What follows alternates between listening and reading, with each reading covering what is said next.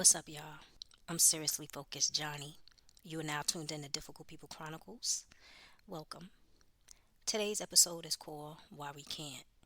Before I get started, check me out May 11th, YouTube Live at 8 p.m. Eastern Standard, 7 p.m. Central, 5 p.m. Pacific. And the topic is Enough is Enough. Let me get started. Do you ever feel like life is just too much? Too much at the job, too much nonsense in the family, kids doing too much. It's like they can't just sit down and be quiet. They got to make a whole heap of noise for a whole lot of hours, and the noise never seems to stop. Too much going on in these streets. Too much explaining to people that don't have common sense. Too much. You never seem to get a break. Sometimes you want to just switch your name and location. Why? Because people are always calling your name. You can't never get a moment to yourself. Always showing up at your door. And they never seem to want to go home. You always seem to have too much to do. And every time you see a moment for yourself, like you literally can see it, and you carve out that time, it's always something. Well, let me not say always something, because those words too we need to stop saying. We need to stop saying it's always something, because as soon as we say that, something creeps up. Check out my episode Coincidence, and the other episode I did, I think it was last week, Insert Fear, words that insert fear, and check out Coincidence Q&A Part 2. Anyway, it goes down like this. You plan your afternoon to shop for necessities, things you need, maybe paper towel, toilet paper, socks, undergarments, things you need, necessities. And one of your friend calls and you fall into the trap. You end up heading out the house, going out with them, and you buy things you don't need. You notice this always happens, and you spend over $100 that you needed for something else, a necessity. Sunday rolls around, and you plan on meal prepping for your week with the intentions of eating healthy. And your other half calls, and as a result, you go out to your favorite soul food restaurant, something you just can't pass up for some strange reason. And just because of that one night out at that restaurant, your whole week is thrown off, where you are resulting in buying fast food because you didn't say no, or you didn't say, you know what, I'll cook. And your meals for the week are not laid out. Wednesday rolls around, and you plan on going to the gym because you're going to try this all over again. But as soon as you try to head out them doors at the job, your supervisor bothers you with non-emergencies that could wait for 2 weeks. But again, you fall into the trap. Just wanting to be that favorite employee. And you never make it to the gym. So now you feel disgusted. Friday flies in.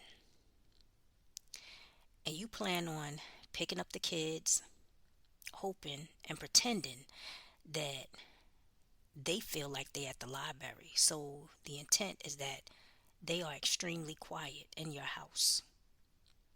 And you could get some peace that you so desire in your own house. But no.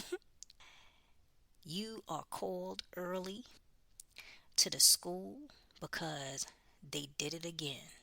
Good or bad. Could be something good, could be something bad. All you know is that their teacher talks a lot. She's a talker.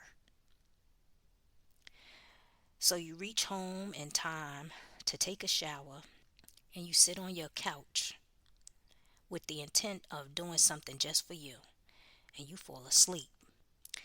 Saturday, you plan on taking care of yourself. If you're a woman, you plan on waxing, and if you're a man, you plan on getting your edge up on. But you are so exhausted for the week. You feel this heavy weight that comes over you, and you sleep all day. So when Sunday creeps around, you end up wearing, for the females, heavy tights to church. So the hairs on your legs are pinned down like bird's feathers. And for the guys, you wear a mask and a big hat to hide the mink fur on your face. And you don't feel clean or groomed at all. And you get home from church and everything in the house is done. Everyone has their part to do. Your spouse wash the dishes, children walk lightly, don't touch anything, and the dog just roam the backyard for anything that looks suspicious. But no, your neighbors who act like they don't have a job or anything to do decide to cook out and it's 40 degrees outside. And as you peek out your blinds, the music is blasting and the people are just arriving at 5 p.m. And the next time you see peace is at 10 p.m.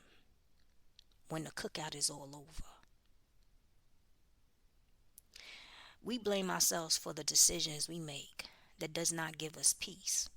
But sometimes the enemy knows what we will fall for. They know how to stroke our boat. And I mean enemies too. It could be enemy, Satan, the devil, or enemies, those people here on earth that are wishing that you never get peace.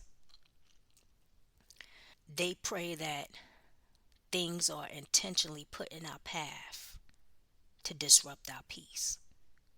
That does not mean that anyone that's in our path who comes in and takes up our time is evil. No, it means we have to identify what the enemy is doing in our life and pray against it, or else what seems to be just one bad week can escalate. So here's some tips. Identify who's coming as distraction. Who or what we need to say no to. Who we need to let go of that comes into our lives as a means for us to move backwards. And when I say backwards, that means like you have that week where you see yourself doing good, or a few months you doing so good, you moving forward, everything is going sweet, you do your laundry on time, your edge up for the guys is done like clockwork every 2 weeks or every month. Females, your hair is done, weave sewn in tight. You able to get that favorite lip gloss on, or whatever you plan to go get, like say you go makeup shopping once a month. Everything is going like clockwork. You make it to church on time. You make all your meetings during the week. And as something comes in and you see yourself start moving backwards, you can literally see it. We need to let go of what comes in our lives as a means for us to move backwards. Because like I said, sometimes people are in position to do just that. What are the patterns and coincidences in the form of burdens that we need to pray about? Because these are the reasons, big and small, why we can't do whatever. Like I said, check out the episode Coincidence, and then check out the other one, Coincidence Q&A Part 2. No, God is the author of peace, and Satan will try to steal your peace, to put you in the darkness, make you move backwards, give you no peace. As it is written, John 14:27, peace I leave you with, peace I give to you. Not as the world gives, do I give to you. Let not your hearts be troubled, neither let it be afraid. In Jesus' mighty name. Stay focused. Peace out.